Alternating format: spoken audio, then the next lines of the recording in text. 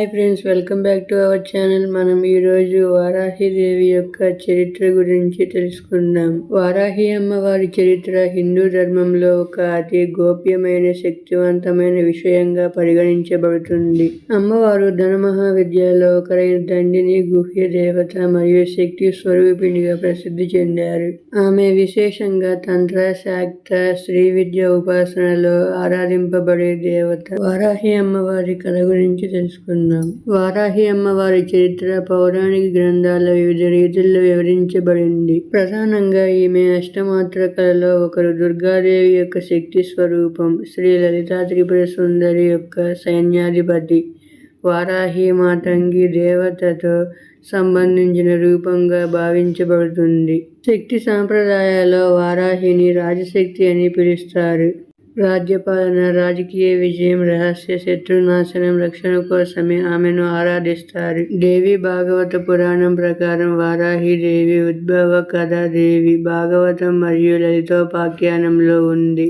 ఒకసారి బంధాసురుని అనే రాక్షసుడు భూలోకానికి బాధ కలిగిస్తుంటే లలితా త్రిపుర సుందరి దేవి అతనితో యుద్ధం చేయడానికి సైన్యాన్ని ఏర్పాటు చేస్తుంది. ఈ సైన్యంలో పీఠాధిపతిగా వారాహిని నియమిస్తుంది. ఆమె ముఖం వరాహం ఆకారంలో ఉంటుంది. ఇది విష్ణువు యొక్క వరాహ అవతారాన్ని సూచిస్తుంది. ఆమె భీకరంగా ఉంటారు, కానీ భక్తుల పట్ల అనుగ్రహమయంగా ఉంటారు.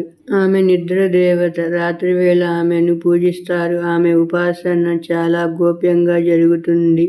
వారాహి అమ్మవారి మూలోద్భవం. పౌరాణిక మూలాలు. వారాహి అవతారం ఆధారం. భూదేవిని రక్షించేందుకు విష్ణువు వరాహ రూపాన్ని ధరించి హిరణ్యాక్షుడిని సంహరిస్తాడు. ఆ వరాహ స్వరూపం తేజస్సుతో పుట్టినదే వారాహి అమ్మవారు. కొన్ని వర్షన్లలో విష్ణువు యొక్క కాంతి, తేజస్సు మరియు లక్ష్మీదేవి యొక్క శక్తి కలిసి వారాహిగా అవతరించిందని అంటారు. ఆమెను విష్ణుతత్వాన్ని మాతృత్వ రూపంలోకి తీసుకొచ్చిన దేవత అని భావిస్తారు. లలితా త్రిపుర సుందరి సైన్యంలో వారాహి స్థానం. లలితోపాఖ్యానంలో వివరమైన కథలో బండాసుడు అనే అసురుడి సంహారం కోసం లలితాదేవి తన సైన్యాన్ని రూపొందిస్తుంది. వారాహిదేవిని సైన్యాధిపతిగా నియమిస్తుంది. అంటే లలితాదేవి సేవను ముందుండి నడిపించే పాత్ర ఆమెది. వారాహిదేవి రథం పేరు కిరిచక్ర.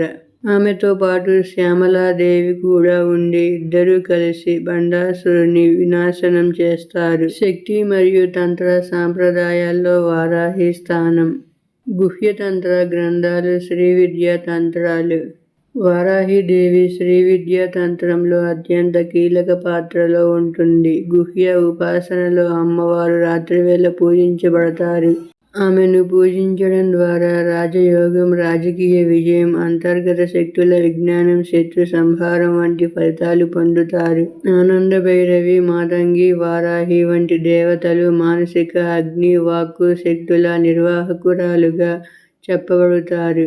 వారాహిదేవిని గురించి కొన్ని విశేష విశ్వాసాలు. వారాహిని పూజించిన వారికి గుప్త శత్రువుల నుంచి రక్షణ, ఆత్మబలం పెంపు, మానసిక శాంతి, రాజయోగం సిద్ధిస్తాయి.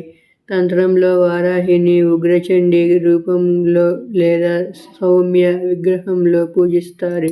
ఆమె రూపాలు: అష్టభుజి వారాహి, 8 చేతులు, పంచముఖి వారాహి, ఉగ్ర వారాహి, యుద్ధ రూపం, శాంత స్వరూపిణి వారాహి, భక్తులపై కరుణాపూరితంగా. గ్రంథములలో వారాహి చరిత్ర. పాఠాలు. గ్రంథాలు. దేవి భాగవత పురాణం, లలితోపాఖ్యానం, బ్రహ్మాండ పురాణంలో భాగం. తంత్ర సిద్ధాంత గ్రంథాలు. వారాహి తంత్ర, రుద్రయామాల, కామకళ విలాస, శ్రీవిద్యాధ్వం, కౌల సారతంత్రం. ఈ గ్రంథాలలో ఆమె రూపం, స్తోత్రాలు, ఉపాసన పద్ధతులు, తంత్రాధికారాలు మొదలైనవి పేర్కొనబడ్డాయి. వారాహి అమ్మవారి చరిత్రలో ఒక గోప్య భాగం. వారాహిదేవిని సాధించడానికి దీక్ష, గురుపాఠాలు మరియు నిష్ఠతో కూడిన ఉపాసన అవసరం. ఆమెను సాధించే వారికి రాత్రి 12 గంటల సమయం అతి శుభం. వారాహి నిద్ర అనే సాధన ద్వారా భక్తులు సుఖంగా నిద్రించే శక్తిని పొందుతారు. ఇది మానసిక నిశ్శబ్దం సాధన. తంత్ర సాంప్రదాయంలో వారాహిని శబ్ద బ్రహ్మ స్వరూపిణి అనే పేరు కూడా ఉంది. రూపం ముఖం వరాహం అంటే పండి, శరీరం శ్రీ సౌందర్యంతో నిండినది. 5 మస్తిష్కాలు లేదా ముఖాలు ఉండవచ్చు. చేతుల్లో దండం, ఖడ్గం, పాశం, అంకుశం, నాగపాశం మొదలైన ఆయుధాలు. వారాహి ఉపాసన ఫలితాలు: రహస్య శత్రునాశనం, కష్టాల నివారణ, రాజ్యాభిషేకం లాంటి విజయాలు, ప్రభుత్వ రాజకీయ న్యాయ సంబంధ అంశాలలో విజయం, భయాల నుండి రక్షణ, నిద్రలేమి, దుర్భావనలు, పీడల నివారణ. ప్రసిద్ధ వారాహి దేవాలయాల గురించి తెలుసుకుందాం.